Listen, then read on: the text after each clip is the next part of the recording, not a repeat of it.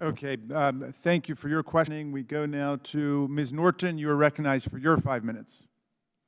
Thank you very much, Mr. Chairman. I'm amazed at the kinds of laws we are seeing go into effect. I must tell you, I've been a First Amendment lawyer. I can't believe these laws will stand. The 17 states that have anti-protest laws, which they disguise as critical infrastructure laws.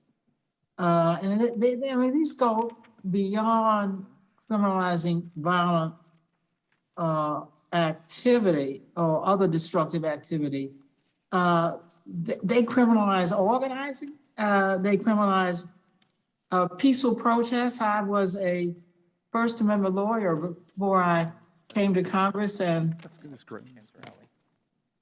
went before the Supreme Court, argued cases before the Supreme Court involving First Amendment activity. I can't believe these laws will stand.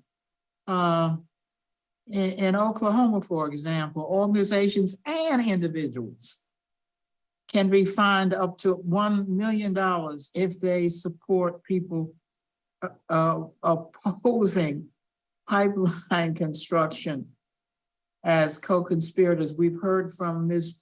Whitehat, who was arrested, where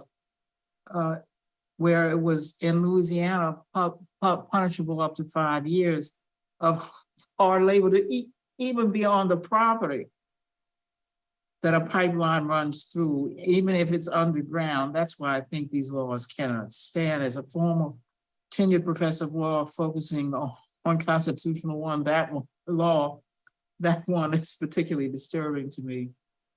Ms. Page, many of these laws are nearly identical in nature, and they focus on criminalizing opposition to pipeline construction. Can you tell us why that is, and how the fossil fuel industry is connected to these laws? Thank you. Yes.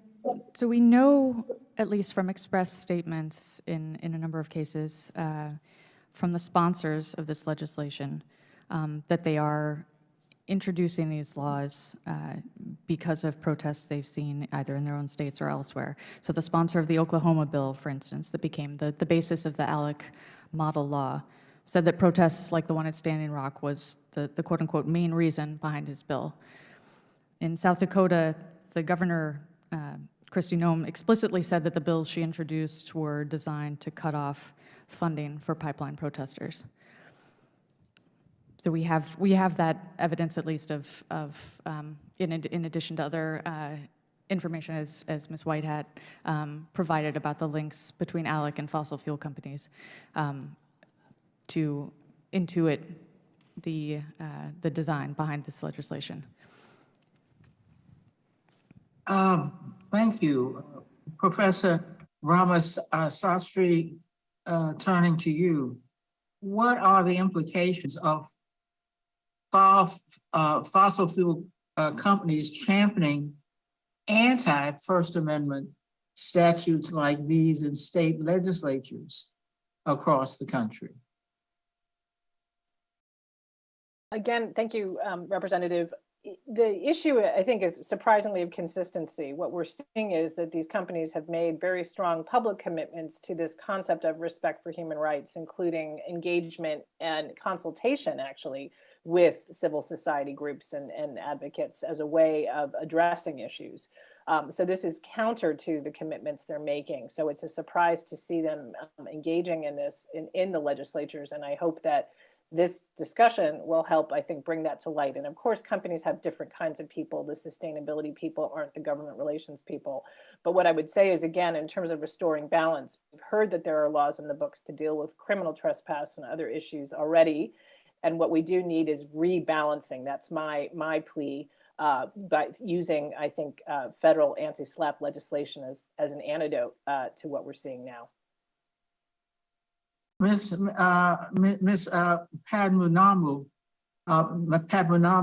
Greenpeace has been investigating the connection between the fossil fuel industry and the American legislative Exchange Council, that's called ALEC, in advancing anti-protest laws in state legislatures. What can you tell us about the connection?